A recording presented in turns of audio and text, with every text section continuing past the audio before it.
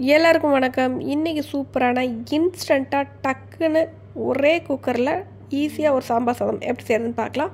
அதுக்கு குக்கரில் 1 டம்ளர் அரிசிக்கு 3/4 டம்ளரில் இல்லை 1/2 டம்ளர் அளவுக்கு துவரம்பருப்பு எடுத்துக்கோங்க.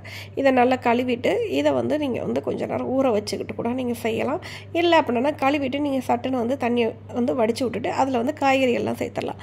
நான் இன்றைக்கி உருளைக்கிழங்கு கொஞ்சம் சேர்த்துருக்குறேன், கத்திரிக்காய் சேர்த்துருக்குறேன், அப்புறமா முருங்கைக்காய், கேரட்டு இதெல்லாம் ஆட் பண்ணிக்கிறேன். நீங்கள் தேவைப்பட்டால் இதில் பீன்ஸு, அப்புறம் அவரைக்காய் அதெல்லாம் கூட சேர்த்துக்கலாம். வாழைக்காய் இருந்தால் வாழைக்காய் சேர்த்துக்கலாம். அப்புறம் கொஞ்சம் ஒரு கைப்பிடி அளவுக்கு சின்ன வெங்காயம், ஒரு கைப்பிடி அளவுக்கு தக்காளி பழம், அது ஒரு 2 தக்காளி பழம் இருக்குன்னு வைங்களேன்.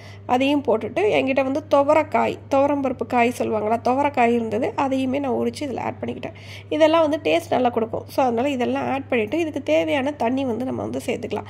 ஒரு பங்குக்கு 3லேருந்து 3.5 பங்கு வரைக்கும் வச்சுக்கலாம். சாம்பார் சாதம் குலைவாக வேணும்னா தண்ணி கூட வச்சுக்கணும். இல்லை அப்படின்னா கொஞ்சம் நார்மலாக நீங்கள் அளவாக வச்சுக்கலாம். அதோட அந்த அளவுக்கே நீங்கள் அதை கால்குலேட் பண்ணிவிட்டு கொஞ்சமாக புளி தண்ணியை நீங்கள் சேர்த்துக்கலாம். ஒரு லெமன் சைஸ் புளி தண்ணியை நீங்கள் கரைச்சி சேர்த்துக்கோங்க. இப்போ அதில் கொஞ்சமாக மஞ்சள் தூள், மிளகாய் தூள், காரத்துக்கு தகுந்த மாதிரி நான் 1 ஸ்பூன் அளவுக்கு மிளகாய் தூள் போட்டிருக்கிறேன். மேற்கொண்டு 2 ஸ்பூன் அளவுக்கு சாம்பார் தூள் போட்டுக்கிறேன்.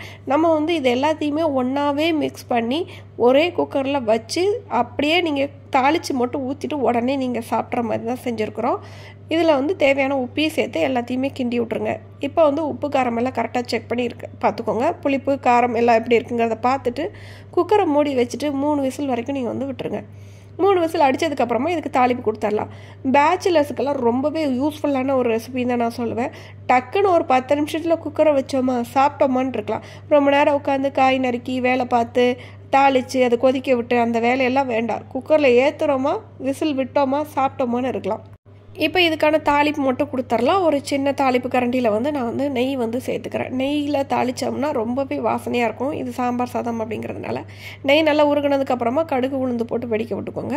கடுகு உளுந்து நல்லா பொரிஞ்சு வரட்டும். பொரிஞ்சதுக்கப்புறமா கொஞ்சமாக சீரகம் சேர்த்துக்கலாம்.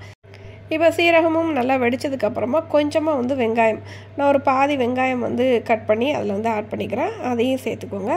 தேவைப்பட்டால் நீங்கள் வாசனைக்கு 2 வெந்தயம் கூட அதில் சேர்த்துக்கலாம். வெங்காயமும் சேர்த்துட்டு கருவேப்பிலையும் சேர்த்துட்டு நல்லா தாளிச்சிட்டு கொட்டிடுங்க. ரொம்ப சூப்பராக டேஸ்டியாக இன்ஸ்டண்ட்டாக சட்டுன்னு செஞ்சிடலாம். நல்லா வெளியே போயிட்டு வரும், பசியாக இருக்குது, டக்குன்னு சாப்பிட்ணும் செஞ்சு அப்படின்னா இந்த டிஷ்ஷை நீங்கள் ட்ரை பண்ணி பாருங்கள். கொஞ்சமாக பெருங்காயத்தூளும் ஆட் பண்ணிக்கிறேன். ஆட் பண்ணி நல்லா வதக்கிட்டு நம்ம குக்கரை ஓப்பன் பண்ணி பார்க்கலாம். இப்போ பாருங்கள் நல்லா சாப்பாடு எவ்வளோ சூப்பராக குலைவாக வெந்திருக்குன்னு சொல்லிட்டு இப்போ இந்த இதில் நம்ம தாளிப்பு கொடுத்துருந்தோம் இல்லையா, அந்த தாளிப்பை இந்த சாப்பாடில் அப்படியே கொட்டி ஒரு கிண்டி இறக்கி வச்சு சூப்பராக சர்வ் பண்ணோம்னா ரொம்ப டேஸ்டியாக அருமையாக இருக்குங்க. நல்லா சுட சுட இதை வச்சுட்டு கொஞ்சமாக ரைத்தா கூட வச்சு சாப்பிட்லாம். தயிர் வெங்காயம் இருக்கு இல்லையா, அது வச்சு சாப்பிட்றதுக்கு நல்லாயிருக்கும். அப்பளம் சாப்பிட்லாம். அப்புறம் நார்த்தங்காய் ஊறுகாய் இருக்கு இல்லையா, பெஸ்ட்டு காம்பினேஷன், சூப்பராக இருக்கும் இந்த சாம்பார் சாதத்துக்கு. வேறு எதுவுமே செய்ய வேண்டாங்க, காய்கறி எதுவுமே தேவையில்லை, இதில் இருக்க காய்கறியே போதும். நச்சுன்னு ஒரு ஊறுகாவும் அப்பளத்தோடு வச்சு சாப்பிடும்போது வேறு லெவல் டேஸ்ட்டில் இருக்கும்.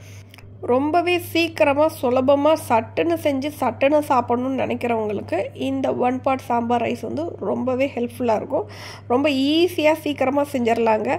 மறக்காமல் இந்த ரெசிபியை நீங்களும் உங்கள் வீட்டில் ட்ரை பண்ணி பாருங்கள். ட்ரை பண்ணி பார்த்துட்டு எப்படி இருந்துச்சுங்கிறத சொல்லுங்கள். பிடிச்சிருந்த சேனலை சப்ஸ்கிரைபும் பண்ணிக்கோங்க. தேங்க்ஸ் ஃபார் வாட்சிங்.